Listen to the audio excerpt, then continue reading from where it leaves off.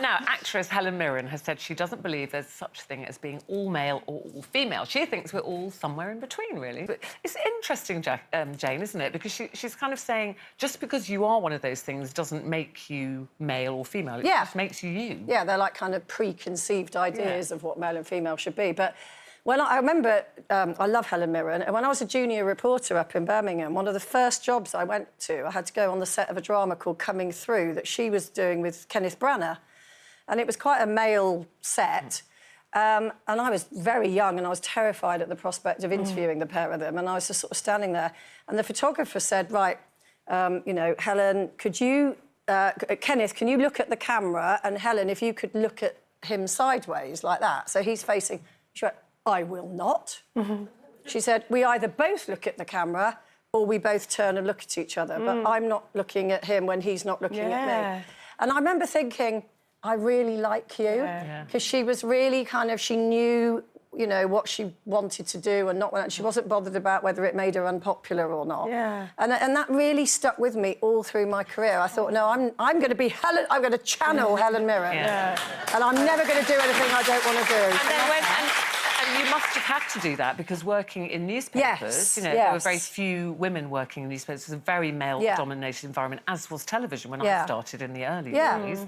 And you had to be quite forceful sometimes, which wasn't always easy. Did you go on... Did you stick by your guns? I think I naturally have, like Helen Mirren, what a lot of people would consider to be male traits. You know, I am quite straight-talking. I am, you know, fairly bolshy if something displeases me.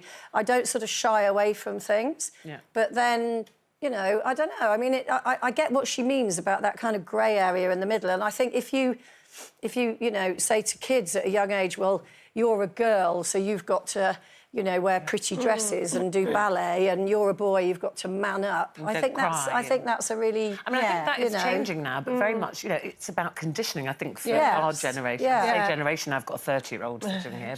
But, you know, I think it was in our generation, that was very much, you know, girls did this and you did the cooking and helped at home, particularly in your culture. Definitely. I mean, when you talk about conditioning, I mean, I grew up in a culture, and, you know, which was very much boys do this and girls do this. And as a girl, you know, the shame of the family was on my shoulders, the honour of the family. So the boys were doing whatever they wanted. And I do remember as a young person just growing up going, this is so unfair because I want to be playing football. I want to be able to go out with my friends. Why am I being treated differently? And it's because... Did you ever voice that to your parents? I didn't voice it, but I think it's because I am the person that I am today, because as you get older, you have a bit more confidence to be all of that. But also, for me, I think where I showed it was when I was on The Apprentice.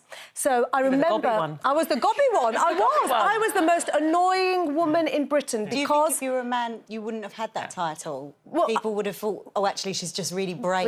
Well, in the final of The Apprentice, when I was on in 2005, there were 3 boys, 3 men and 1 woman. And I remember the question they asked me. They said, so what's it like being the only woman in the final? And I remember just thinking, this is years and years of me wanting to say this. I just turned around and went, I'm equal to any man out there. And I remember saying that, and there's a clip on the telly of that. And then that's when people at home went, oh, she's gobby, oh, she's gobby, she's high maintenance. Oh, I would like to work with her. I do think times are changing, though, because, you know, when we were at school, the curriculum, we did cookery and needlework, and the boys were doing car maintenance and metal work and woodwork. And I remember thinking, I'll have a car when I grow up. I want to learn how to mend a car.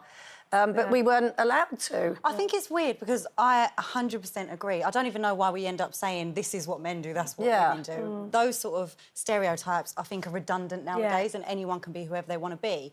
But I see a fundamental difference between my sons and my sister's daughters in terms of their gender.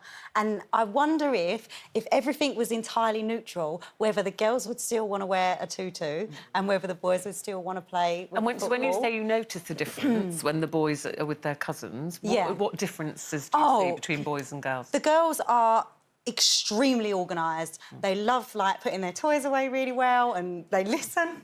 They listen to my sister, and I'm in awe of it all. And the boys are much more sort of, they'll tidy up, but they'll shove it under the bed.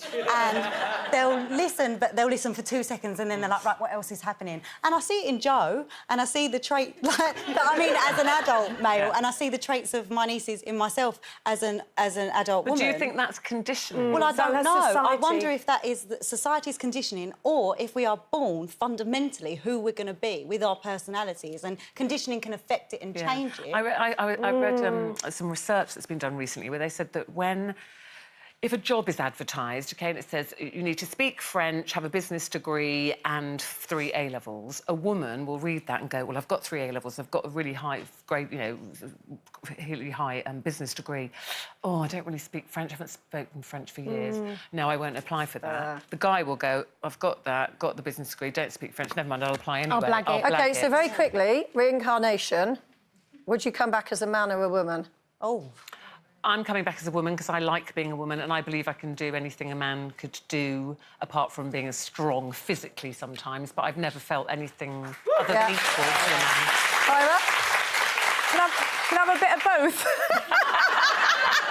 In this day and age, in today's, I think a bit of both, to be honest. I would want like, a day in the life of a man. I'd want just one day. And I'd want my partner to experience one day, preferably giving birthday in the life of a woman. Yeah. But I love being a woman. What about you, James? Well, 10 years ago, I would have said a man, but now I would say I would come back as a woman, which tells us, I think, how progress is being made. Yes. It's I think ours would have been woman. because about equality in our generation at work. I saw huge inequality between men and women, yes. and that would have. We used to say, oh, next time I'm coming back as a man. But not now. I wouldn't. Well, I still think we need to sort the pay out between men and women, but apart from that, I think we're all right. OK. The fight goes on, Syra. The fight goes on.